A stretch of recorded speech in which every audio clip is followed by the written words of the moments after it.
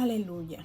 Querido Padre Dios, en esta hermosa hora, invoco tu presencia, Señor, en esta reunión.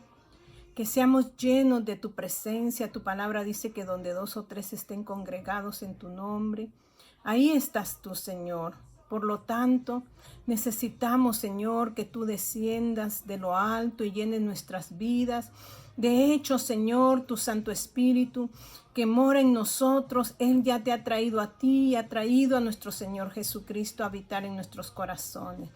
Pero necesitamos, Señor, que no tengamos un estado de vida que hoy, Padre, estamos contigo, mañana no, sino que queremos, mi Dios eterno, que tu presencia habite en nuestros corazones. Porque de esa manera tú nos guiarás a toda justicia y a toda verdad. Te ruego, Señor, por cada familia. Padre, conforme a tu gracia, conforme a tu bondad, tú puedas conceder, Señor, la necesidad en la cual estén pasando en este momento. Yo sé que tu palabra dice que caminemos en tu voluntad. Y Padre, conocer tu voluntad es andar en tu tiempo, Señor, en tu reloj. En esta hora vivifícate, Señor, en nuestras vidas a través de tu verdad. Porque tu verdad trae vida, trae salud, trae bendición. Que esa palabra, Señor, se haga rema en nuestros corazones y en nuestras mentes y seamos transformados, Señor, cada día por medio de ella y por tu Santo Espíritu. Gracias, Señor, sé tú hablando en esta hora, toma el lugar. Toma, Señor, nuestros corazones y ministranos, Señor, de la manera que tú solamente puedes hacerlo. Gracias, mi Rey, en el nombre de Jesús. Amén y amén. Que mi Señor me los bendiga en esta hermosa hora. Quiero continuar hablando en la carta a Tito. Les decía la última vez que el apóstol Pablo dirige 2 cartas pastorales. Se le llaman cartas pastorales porque se las envía a Timoteo y a Tito a la iglesia local para que ellos puedan ejercer el llamado, la vocación a lo cual fueron llamados y poder poner el orden en estas iglesias. Hablando de Tito, el apóstol Pablo, ahí en su capítulo 1 y su versículo 5 dice: por esta causa te dejé en Creta, para que corrigieses lo deficiente y establecieses ancianos en cada ciudad, así como yo te mandé. La iglesia de Creta estaba pasando un momento difícil, estaba teniendo una decadencia, había carencia en ellos porque ellos creían de que ellos eran salvos por gracia y de hecho era cierto, pero ellos habían tomado la gracia como algo de que yo recibo a mi Señor y continúo pecando. Al final del día yo vivo bajo la gracia. Entonces el apóstol Pablo le habla claro a Tito que vaya y ponga orden en la iglesia local, que les hable claramente lo que Dios quiere y habla a Tito en 3, o sea, da 3 parámetros. En el capítulo 1 él habla el modo de la iglesia, que tiene que ser una organización ordenada. En el capítulo 2 habla de que la iglesia tiene que estar fundamentada sólidamente en la palabra. Y en el tercero, en su capítulo 3, habla de las obras, porque dice la fe sin obras, decía Santiago, que la fe sin obras es muerta. Y la salvación viene a través de la gracia, no porque nosotros lo merezcamos, sino que Dios en su infinito amor envía a su Hijo por rescate nuestro. Él muestra su amor y ahí podemos leerlo en Corintios, en su segunda carta a Corintios, ya en su último capítulo, donde nos dice, nos habla de la Trinidad. Ya la otra vez hablé sobre esto y dice en 2 de Corintios capítulo 13 y su versículo 14 habla la gracia del Señor. Dice, su gracia se derramó sobre mí. Hay un canto Y dice, ¿cuál es la gracia que se derramó sobre mí? Es la justificación de Jesucristo nuestro Señor, que fue a la cruz y pagó el precio de nuestros pecados. Y dice, el amor de Dios, o sea que el Padre nos ha amado de tal manera que dice, nos ha amado eternamente y no nos ha amado con condiciones.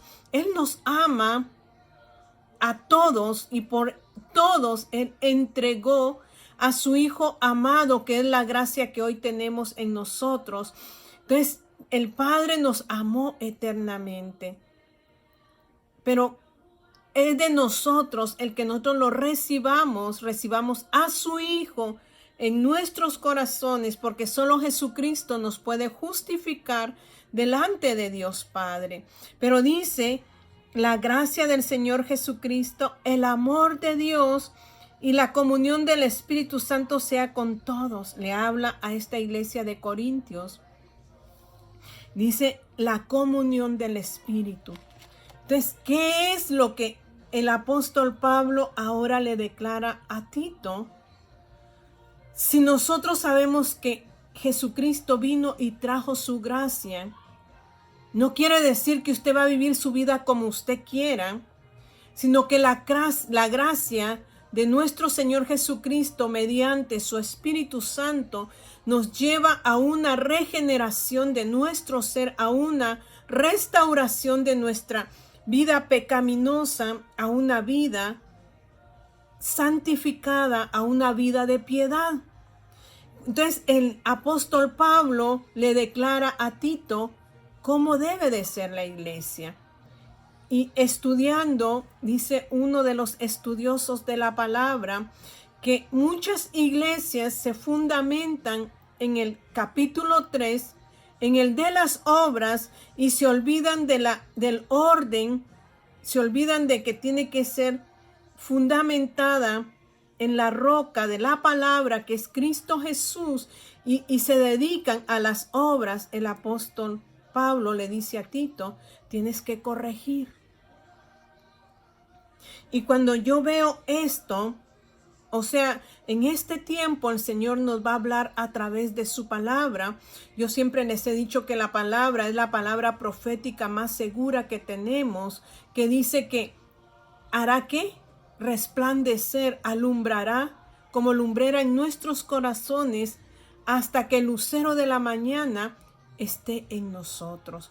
Entonces la palabra es la que nos habla ahora. No podemos quitar nosotros, hacer a un lado la palabra en nuestras reuniones congregacionales, sino que el fundamento de la congregación es la palabra, porque la palabra es la que pone orden, la palabra es la que adecua nuestro corazón para nosotros poder efectuar las obras que necesitamos dentro del ámbito espiritual. Y mire a quién dirige el apóstol Pablo cuando le habla a Tito. Dice, Pablo, siervo de Dios, o sea que él se considera un esclavo de Dios, y un esclavo significa dar su vida a alguien, prestar su vida a alguien por toda su vida. O sea que se alinea a su amo, pero el apóstol Pablo está diciendo siervo o esclavo voluntariamente, no porque Dios nos llame a una esclavitud, porque Dios nos ha libertado de la esclavitud del pecado, pero nosotros nos tenemos que adecuar a su verdad. Entonces él se declara como siervo de Dios y luego dice, y apóstol de Jesucristo, porque Jesucristo dejó los dones ministeriales. O sea que hay dones espirituales, dones por el Espíritu, pero están los dones ministeriales que los dejó Jesús. Pero dice que sobre todos estos, el Padre es el que tiene control. Entonces dejó el apóstol, el profeta, el evangelista, el pastor. El pastor es el que prepara la iglesia como la novia para el gran evento de las bodas del Cordero. Y el maestro. Y yo les dije que el apóstol unifica los 5 ministerios y dice, y decía Elías cuando le dijo a su siervo, Ve y mira si está lloviendo. Y dijo el siervo, veo como una mano que viene y es la lluvia que va a caer. Entonces, cuando nosotros nos complementamos en los ministerios de Jesucristo, tenemos una edificación conjunta, porque Dios no quiere que crezca uno más que otro, sino que dice Efesios, que vayamos desarrollándonos mutuamente en la unidad a la cual Él nos llamó en cada lugar que nos puso, hasta que lleguemos a la plenitud, a la completud de Jesucristo. Efesios 4, usted puede leerlo, y dice aquí, él es apóstol porque él tenía que dar instrucciones a Tito sobre lo que la iglesia debería de requerir, lo que se requería de la iglesia. Entonces dice, pero él se nombra como apóstol y dice, Pablo, siervo de Dios y apóstol de Jesucristo, conforme a la fe de quién, de cualquiera, no, habla de los elegidos, de los escogidos, muchos los llamados, pocos los escogidos, pero no porque Él escoja, sino que nosotros somos los que no queremos entrar en los elegidos, porque están los llamados, que somos todos somos llamados a la restauración de nuestra vida. Nosotros somos los que decidimos si entramos a ser los escogidos de Dios, y para eso llegar a ser fieles, que habla en Apocalipsis 17. Entonces dice aquí, conforme a la fe de los escogidos de Dios y el conocimiento de la verdad que es según la piedad. Habían perdido la piedad, habían perdido la santidad, la iglesia de Creta. Entonces, por eso les habla el apóstol Pablo a través de Tito, de que ellos no pueden vivir a la manera que quieren vivir libremente, sino que les dice que tienen que traer piedad a sus corazones, y aquel que ha creído en Dios se aparta de la vida pecaminosa, que quiere decir se santifica para vivir en santidad, prestando el servicio que Dios demanda de nosotros. Entonces, cuando yo leo esto, veo y me evalúo, porque la palabra nos evalúa a nosotros mismos, nos examina, y entonces me ubico y veo que en sí, eso es lo bonito de la palabra, que es espejo para nosotros, porque muchas veces nosotros, cuando no escudriñamos la palabra, cuando no tenemos esa intimidad con Dios, nos hacemos muy duros de servir, cuando nos hacemos solo teólogos, pero no tenemos una relación íntima con Él. Entonces nos viene a pasar de que nos sentimos los súper sabios y no recibimos palabra de nadie porque creemos que todo lo sabemos. Pero Dios dice que ve de lejos al altivo, pero ve de cerca al humilde, aquel que sabe percibir, aquel que sabe discernir, aquel que sabe tomar la palabra de Dios en su vida. Este va a ser prosperado. Entonces, la iglesia de Creta necesitaba esto, y ahora cuando yo entro a este libro, me empiezo a evaluar, no evaluar a los demás, me evalúo a mí misma. Nosotros tuvimos un llamado, y el apóstol Pablo, mire cómo lo dice en Gálatas. Si usted se va un poco atrás, dice en Gálatas 1:1, dice, Pablo, apóstol, no de hombres ni por hombres, sino por Jesucristo y por Dios el Padre, que lo resucitó de los muertos. Fue puesto por Cristo. Dice el apóstol Pablo en Efesios y Colosenses que nosotros somos llamados a la vocación en humildad y mansedumbre. Nosotros fuimos llamados para ser pastores y estuvimos pastoreando en una ciudad. Ya no continuamos allí. A mí me nombraron de nuevo pastora de ese lugar en el tiempo de la pandemia, donde se cerraron las iglesias. Pero ahora que yo leo esto, después de la pandemia, yo empiezo a tener ¿cómo podría decir? Pues es lo que Dios quiere con sus hijos, una relación con Él a través de su palabra, y empiezo a ver todo lo que falta en mi vida. No estoy examinando su vida.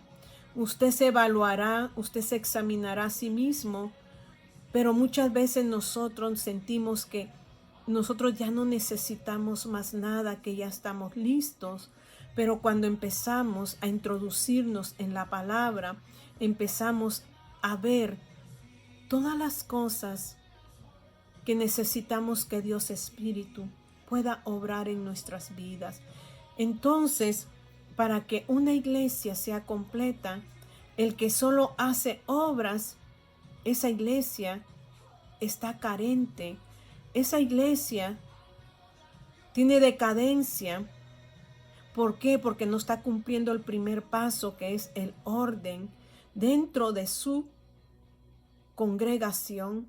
No está cumpliendo la segunda, que es llevar a hombres y mujeres a que empiecen a meterse en la palabra, a desarrollarse en la palabra, porque solo la palabra puede transformar, y dejar las costumbres a un lado.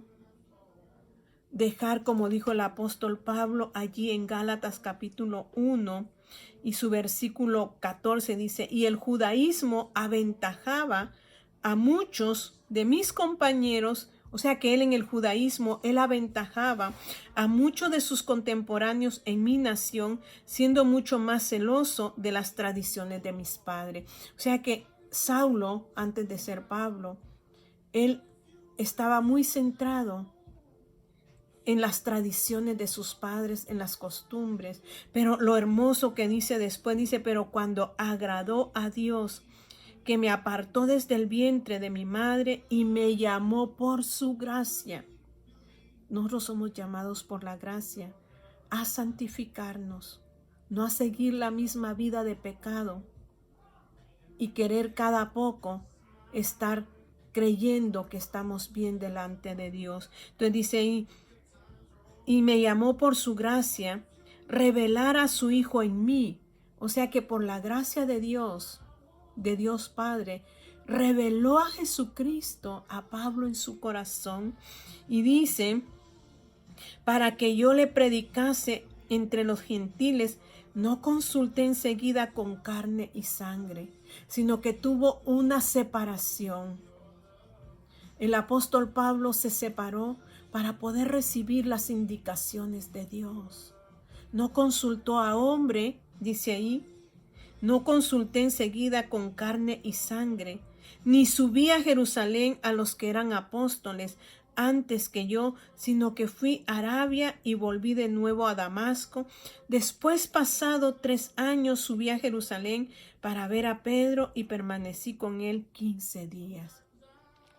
Nosotros necesitamos apartarnos para que Dios nos hable, para que Dios nos muestre nuestras áreas, qué áreas todavía en nosotros falta, y eso solo es a través de su palabra. La palabra es la que va a cambiarlo a usted y va a cambiarme a mí, y usted no necesita una palabra cada 8 días, cada 5 días, cada 15 días. Usted necesita una palabra constante de un diario vivir en la presencia de Dios. Usted y yo necesitamos que cada día nosotros podamos aprender de Él, porque Él nos va a hablar a través de su verdad.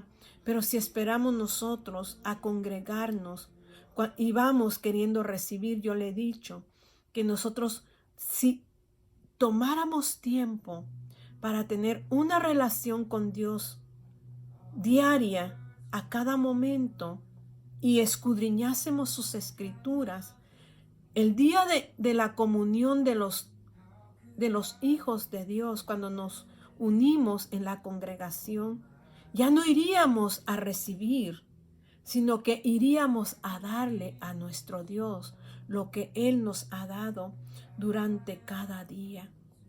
porque nosotros debemos de reunirnos para presentar nuestra ofrenda, nuestra adoración a Él en espíritu y verdad, y no estar esperando que nos den. ¿Y por qué razón nosotros estamos en decadencia o carecemos de todo esto? Porque no tenemos una relación de escudriñar su palabra todos los días y esperar que Dios nos hable a través de ella. Doblamos nuestras rodillas, y cuando doblamos nuestras rodillas, la palabra de Dios viene a nuestro corazón y empieza a ministrar nuestro ser interior. Usted y yo necesitamos a diario meternos en la presencia de Dios, estudiar la palabra. No vaya usted a su congregación a criticar, a murmurar: oh, hoy no recibí. Usted tiene que estar lleno todos los días de la presencia divina de Dios. Y juntos, si todos estuviéramos de esa presencia, yo le digo que haríamos la diferencia, no solamente en nuestra casa, sino que haríamos la diferencia en nuestro vecindario y en nuestra ciudad. Muchos mirarían el cambio en cada uno de nosotros. Entonces el apóstol Pablo habla en esta carta lo que debe corregir Tito primero en la iglesia y lo que debe de hacerse. Entonces cuando yo veo esto, me evalúo y me miro que hay tanta decadencia todavía en mi vida y que necesito del amor y la misericordia de Dios y de la restauración de Dios en mi corazón, porque dice: por esta causa te dejé en Creta, para que corrigieses lo deficiente y establecieses ancianos en cada ciudad, así como yo te mandé. El que fuere irreprensible, dice, o sea, cómo debían de ser los ancianos o cómo deben de ser. No es una carta del Antiguo Testamento, si es que quisiéramos decir que ya no vivimos bajo la ley, sino que vivimos bajo la gracia. La gracia nos llama a santidad. Entonces dice: el que fuere irreprensible, marido de una sola mujer, y tenga hijos creyentes que no estén acusados de disolución ni de rebeldía. ¿Dónde nos situamos cuando el apóstol Pablo pone estas normas, este orden en la iglesia? Y si nosotros fuésemos más atrás, cuando habla Dios de los dones del Espíritu y habla acerca de las lenguas, Él dice que todo debe de estar ¿en qué? En orden. Debe de haber un orden en la vida de cada uno. Y dice ahí en 1 Corintios capítulo 14, si usted ve, cuando habla de hablar en lengua, del profetizar, dice de último en el 40, pero hágase todo decentemente y con orden, porque Dios es un Dios de orden, no un Dios de desorden. Entonces Él le dice: empieza con el orden en la iglesia. Planta la iglesia en el orden, y dice: porque es necesario que el obispo sea irreprensible como administrador de Dios. Somos administradores. ¿Cómo estamos administrando la obra de Dios? No dije ministrar, administrar. ¿Cómo estamos llevando a cabo la administración de lo que Dios nos ha dado en nuestras manos? Dice: como administrador de Dios, no soberbio, no iracundo, no dado al vino, no pendenciero, no codicioso de ganancias deshonestas, sino hospedador, amante de lo bueno, sobrio, justo. ¿Y qué enlaza esa palabra ahí? Santo. No santo de un escaparate, sino que santo es apartado de la vieja naturaleza, apartado de la vieja manera de vivir que teníamos antes de venir a Dios y empezar a servir en el camino de Dios. Entonces dice: santo, dueño de sí mismo, retenedor de la palabra, fiel. Debe de retener la palabra. Y muchas veces No le damos énfasis a la palabra. Un servicio, bueno, cada quien hace sus servicios como el Espíritu Santo les mande, pero más que todo, el servicio debe estar basado en enseñar la palabra de Dios a los hombres y mujeres que asisten, para que ellos sean fundamentados sólidamente en la palabra. Entonces dice aquí, retenedor de la palabra fiel, tal como ha sido enseñada, para que también pueda exhortar con sana enseñanza y convencer a los que contradicen. Si yo no enseño sanamente, yo no voy a poder convencer a los que están contradiciendo la palabra. Pero para eso tengo que tener una relación con Dios. Tiene que haber un orden en mi vida. Tiene que haber un orden en su vida. ¿Cómo estamos delante de Dios hoy? Le dijo Dios a sus apóstoles que se quedaran en Jerusalén hasta que viniera la promesa. Nosotros predicamos mucho del bautismo del Espíritu y dice, si tú no hablas lenguas, tú no eres bautizado todavía. Pero Dios le dijo a sus discípulos, quédense en Jerusalén hasta que reciban la promesa y me seréis testigos en Jerusalén, en Judea, en Samaria y hasta lo último de la tierra. O sea, les estaba diciendo, testigo. ¿Qué es un testigo? Es aquel que dice que fue testigo de algo, que presenció algo. Y los apóstoles presenciaron la vida de Jesús en esta tierra. Y ellos tenían que ser testigos, predicar la palabra de lo que habían visto hacer a Jesús.